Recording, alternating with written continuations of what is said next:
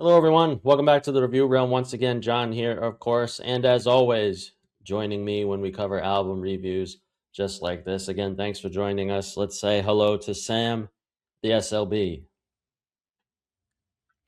Hey guys, it's been at least a decade since I've listened to this band, and it's been at least a decade since John and I have seen this band.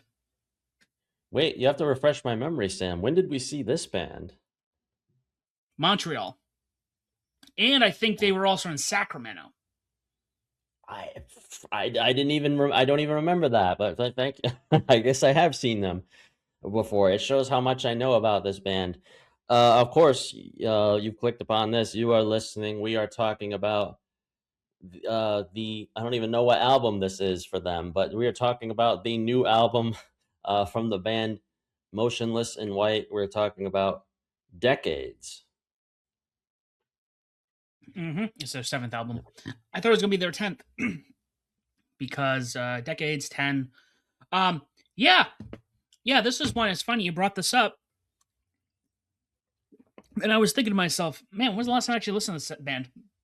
I really liked them when Reincarnate came out, and then I haven't listened to them since.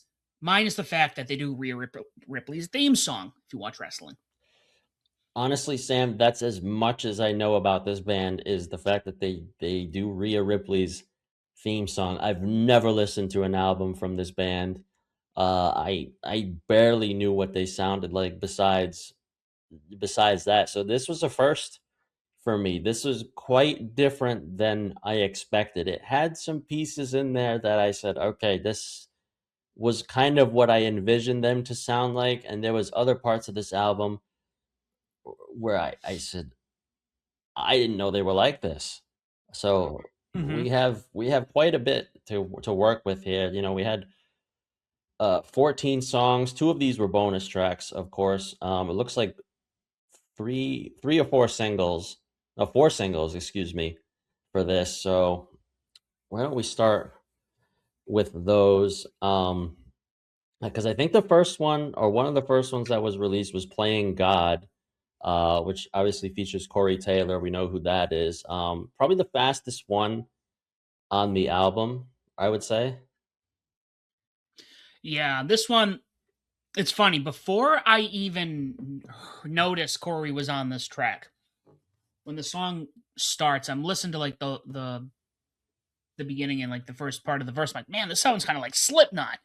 And then Corey comes on. I'm like, oh yeah, this sounds like Slipknot. It is, Corey with another band sounding like Slipknot. But I thought this was a fun track.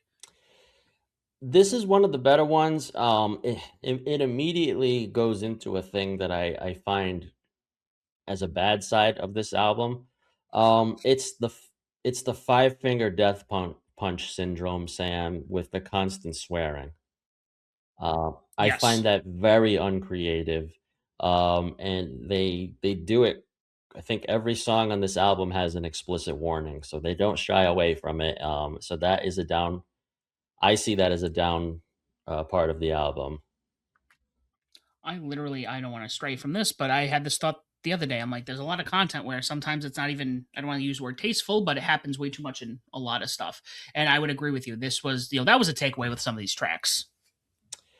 Yeah, and I think another single was "Rest in Peace" with Skylar Grey. I didn't know they could get that easy going, honestly. So that surprised me uh, quite a bit. "Fight Like Hell." I said, "Wait a minute, is there a Rhea Ripley tribute in here?" Sure enough, that's exactly what it was. Hmm. Yeah. I actually, I really like R.I.P. I thought that was probably one of my more favorite songs on the album. Fight Like Hell. There's also that Limp Bizkit rap section somewhere in there where I'm just like, oh, Sam, I, all I right. wrote, "Is that Fred Durst?" I wrote down. That's funny. Um, there was, you know, I think outside of the singles, there was Afraid of the what was the "Afraid other of the one? Dark," I did not like that one. Um, I think by that point in the album, I was all set. Um, we're gonna get into it more, of course, but this album While this album is not bad, it's not that great either, personally. It loses a lot of steam at the end. Yeah, there's a lot of things on here where if it's like I'm going to introduce everyone to what I like to call is my chili pepper experience. I like the Chili Peppers. I don't go looking to listen to the Chili Peppers, but if they're on, I'll let them play. And I think this is kind of like this is what this album felt like. I'm like, all right, this is good. I could have this on in the background, but I'm not gonna go out of my way. Yeah, I kinda felt that way too, but there was some surprises on this, but I think it it did crash out for me a little bit at the end here, but not a bad start. Honestly, I thought the title track was pretty solid. I think this is the kind of production that I like. At the Hmm. least, the album sounds good, I will say. Yeah, production's good on this. I don't want to say I have a lot of like songs I dislike. I mean, all that I've ever known, I think I had a weak track. It felt a little fillery. Yeah. They do kind of switch it up a little bit. There's a lot of songs that have some industrial feel to it, a lot of groove feel to it. Well, all that I've Um, ever known, you mentioned that, it got very repetitive on that, and I didn't know they got that mhm, rappy on this. At one point and also 1.2, I mhm. was like, "Is that dubstep that's in there?" Like, I I thought of Deadpool 2 for a second. I was like, I didn't the dubstep was still a thing. Yeah. Um, I totally forgot about that. Love at First Bite, like the organ at the beginning, could get away as a Halloween track. I was just like, Ashley, Yeah. you should just add this to your Halloween playlist. Like this was, I did enjoy that. Count Back from Zero had more electronic sound to it. Um, I think again, aside from the singles, the other one I really liked, one of the bonus tracks was the cover of Sunglasses at Night. I'm like, all right, I really like this. That the second half of the album, that's a highlight. I saw it going down. I said, "Wait a minute, no." I said, "That can't be right." Sure enough, Corey Hart cover. I said, "Okay, here we go." And yeah, that's a solid cover. I'll give him that to end the album. Um, but really at the end, it was those last few songs for me besides that, Count Back from Zero, it's not bad, but it loses a lot of steam from sounding the same. Blood Pact was another one. I think Blood Rave is it just all blended together for me. And then Afraid of the Dark, I said, "I'm all set at this point." I think this album. I don't care for Hollywood Undead, but if you like kind of like Hollywood Undead or something where you say like more like a party metal kind of feel, I think this album was up your alley.